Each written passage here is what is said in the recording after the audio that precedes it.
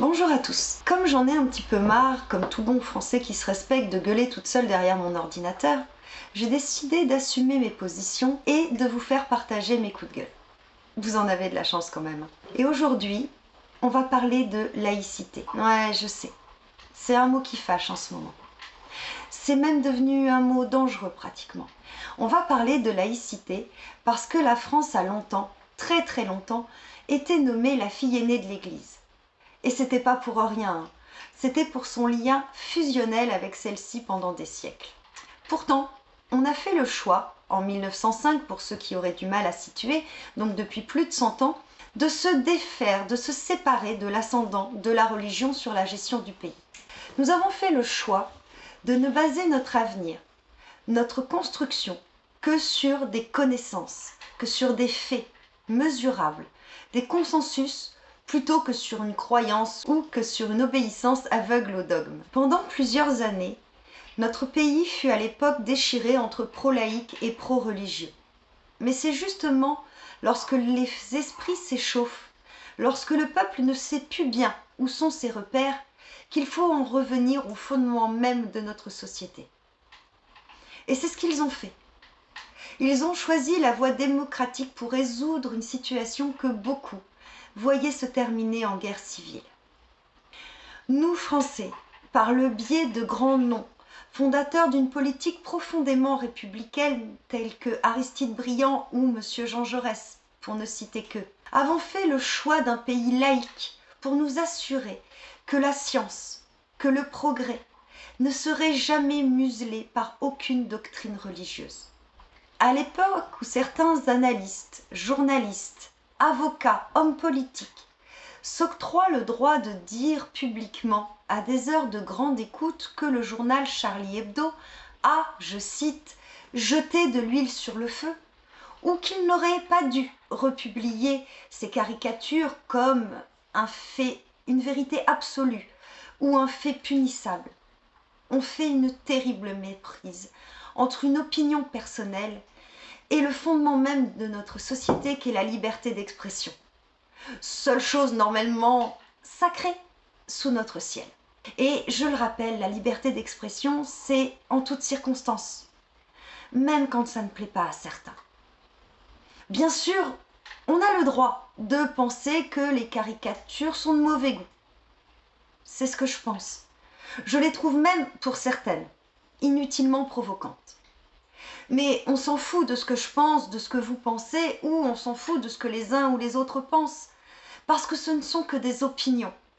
Et si chacun a le droit de les exprimer, ça ne va pas plus loin que ça.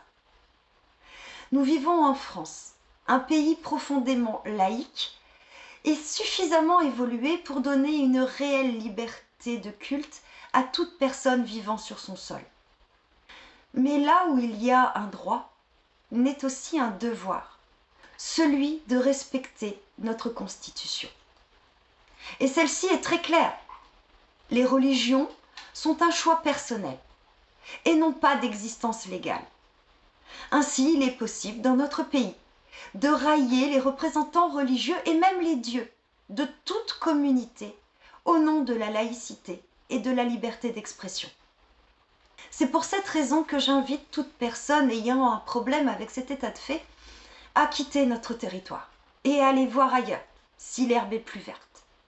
J'en appelle aux citoyens français, dans ce que cette appellation a de plus noble, à ne pas se tromper d'ennemis, à ne pas confondre racisme et guerre de religion avec la défense de la laïcité.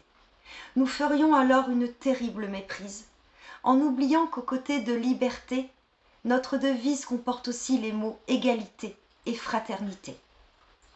Mais j'en appelle également à vous, musulmans, connaissant le livre. Vous qui criez haut et fort que vous n'êtes pas islamiste, que vous n'êtes pas intégriste, que vous n'êtes pas d'accord avec les actes barbares perpétrés. Je vous invite à crier tout aussi haut et fort les noms de ceux qui, parmi vous, choisiraient de ne pas respecter la Constitution, la loi du pays qui vous a vu naître ou qui vous a accueilli. Je vous invite à vous rappeler que nous sommes tous égaux ce qui veut dire pareil. Nous avons tous le droit de croire, ou pas, en un Dieu, de pratiquer une religion, et c'est tant mieux. Mais la France est un pays laïque, qui gère ses lois sans aucune influence religieuse. Et c'est cela qu'il faudrait que nous nous rappelions tous. Et c'est surtout cela qu'il nous faudrait continuer à enseigner. Pour continuer dans cette démarche, je vous propose, si ce n'est pas déjà fait, de répondre à l'invitation de Madame Sandrine Moreau, pasteur de l'église protestante de Roubaix, qui propose, je cite, « Et si les croyants de toutes les religions publiaient une caricature de leur propre religion pour défendre la liberté d'expression ?» Enfin, je vous demande de ne pas détourner une partie de cette vidéo pour lui faire dire ce que vous voudriez. Je suis une maman lambda, sans aucune volonté de notoriété particulière. Je pense juste qu'aujourd'hui, il est du devoir de chacun de montrer que la France est peuplée de ces emmerdeurs, de ces empêcheurs de tourner en rond que sont les libres penseurs, et que c'est ce qui peut, si on nous y oblige, faire toute notre grandeur. Si vous êtes encore là, je vous en remercie. Et j'espère que cette vidéo vous aura permis de comprendre qu'il est important, à l'époque où notre mode de vie est directement attaqué, de sortir de notre canapé et de nous affirmer. Merci.